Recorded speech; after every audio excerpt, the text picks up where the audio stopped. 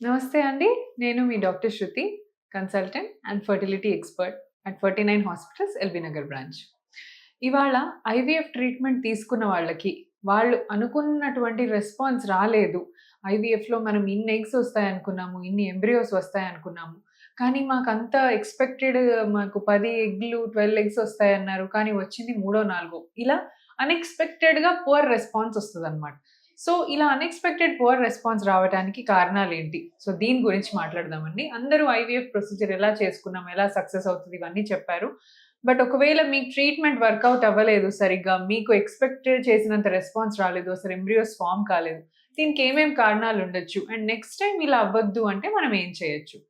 So, first thing ఏంటంటే అండి, ఐవీఎఫ్‌లో మెయిన్‌గా మనం డోస్ రాసేది ఒక 3 ఇంపార్టెంట్ ఫ్యాక్టర్స్ పైన. ఒకటి ఏజ్.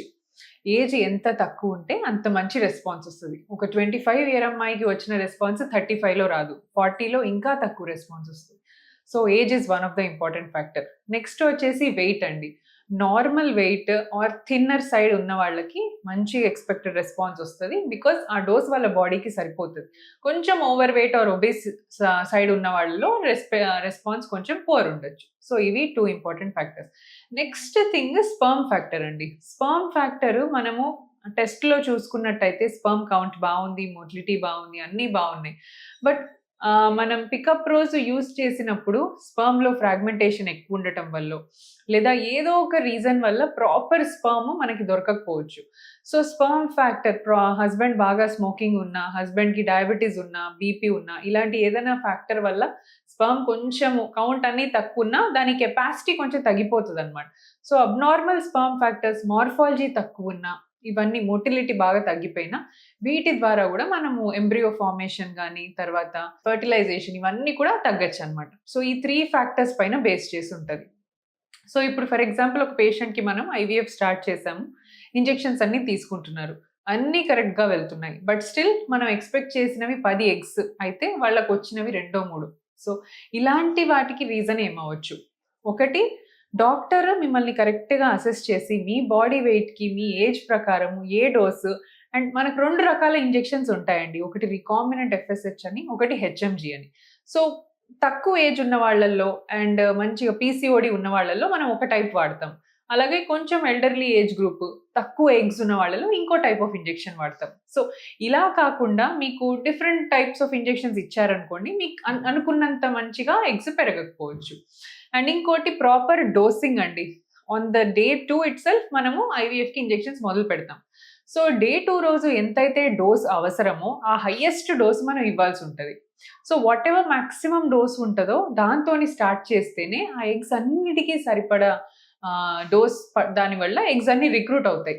సో, మీరు డే 2 నుంచి ఇన్‌అడిక్వేట్‌గా ఇచ్చారనుకోండి. ఫర్ ఎగ్జాంపుల్ ఆ బాడీ వెయిట్‌కి తనకి 250 ఆర్ 300 యూనిట్స్ కావాల్సుంటది. కానీ మీరు మాత్రం 150నే ఇచ్చారు. అప్పుడు ఆల్‌మోస్ట్ సగానికి సగము ఎగ్స్ రిక్రూట్ కావు. ఓన్లీ కొన్ని మాత్రమే రిక్రూట్ అవుతాయి. సో, తక్కువ డోస్, ఇన్‌అడిక్వేట్ డోస్ ఇవ్వడము అండ్ వీటి వల్ల అన్నిటి వల్ల కూడా రెస్పాన్స్ తక్కువొస్తది. సో, మనం ప్రాపర్‌గా డోస్ తీసుకోవడము చాలా ఇంపార్టెంట్. సో, ఈ సైకిల్‌లో మీకు తక్కువ ఎగ్స్ వచ్చాయి, రెస్పాన్స్ రాలేదు అన్నప్పుడు, వీళ్ళని మనం ఒక్కొక్కసారి మధ్యలోనే స్టిమ్యులేషన్ క్యాన్సెల్ చేయాల్సి ఉంటదనమాట. సో, ఎగ్ రెస్పాన్స్ సరిగ్గా రావట్లేదు.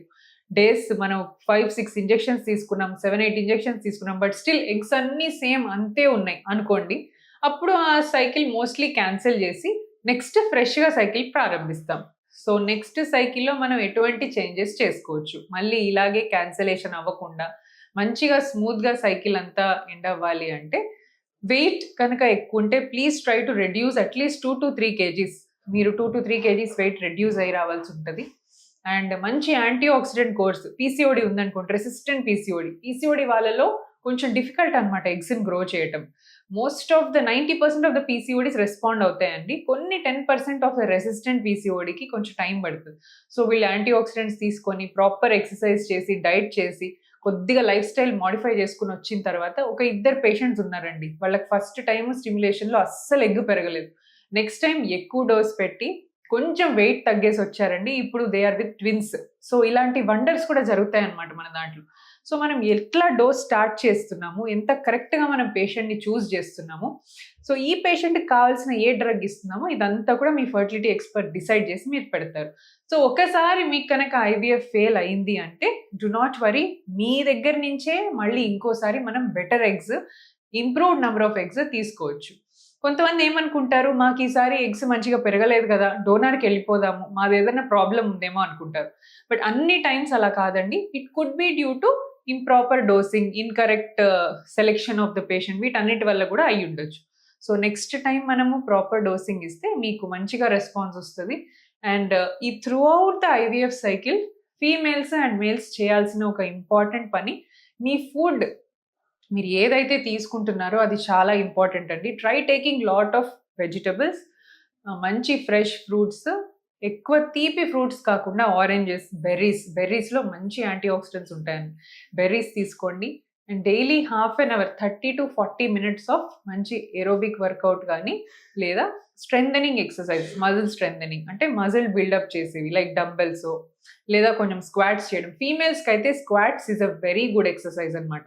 మంచి బ్లడ్ ఫ్లో, పెల్విక్ బ్లడ్ ఫ్లోని బాగా ఇంప్రూవ్ చేస్తుంది స్క్వాటింగ్. సో ఇవన్నీ చేస్తూ మీరు ఇంజెక్షన్స్ తీసుకున్నట్టయితే, ఈ ఇంజెక్షన్స్ మీ బ్లడ్‌లోకి బాగా వెళ్ళి మొత్తం సర్క్యులేట్ అయ్యి మీ ఓవరీ దాకా రీచ్ అవుతాయన్నమాట. సో ఈ 3 things, adequate hydration, one more important thing. మీరు స్టిమ్యులేషన్ వెళ్తున్నన్ని రోజులు, ఇంజెక్షన్స్ తీసుకుంటున్నన్ని రోజులు కూడా ప్రాపర్ హైడ్రేషన్‌లో ఉండాలి. మీరు ఎంత వాటర్ తాగితే అంత డ్రగ్ మంచిగా మెటబోలైజ్ అయ్యి మంచిగా అన్నిటికి రీచ్ అవుతదన్నమాట. So proper food, proper diet and exercise, ఇవన్నీ చాలా ఇంపార్టెంట్. సో దీనివల్ల పూర్ రెస్పాన్స్ ఉన్న వాళ్ళకి కూడా మళ్ళీ ఒక 2-3 మంత్స్ గ్యాప్ తీసి మళ్ళీ సెకండ్ టైం చేసుకోవాలి. మనం ఇమ్మీడియేట్‌గా నెక్స్ట్ మంత్ చేసినా మనకి ఎఫెక్ట్ రాకపోవచ్చు. సో ఈసారి మీకు స్టిమ్యులేషన్ ఫెయిల్ అయింది, అనుకున్న రెస్పాన్స్ లేదు అంటే please take a gap of 2-3 months, proper life style modify చేసుకోండి. దెన్ ఎక్కువ డోస్‌తో, లాస్ట్ టైం స్టార్ట్ చేసిన దానికంటే ఎక్కువ డోస్‌తో ఈసారి స్టార్ట్ చేసి చూస్తే ఖచ్చితంగా మీకు ఐవీఎఫ్‌లో మంచి సక్సెస్ రావచ్చు. Thank you.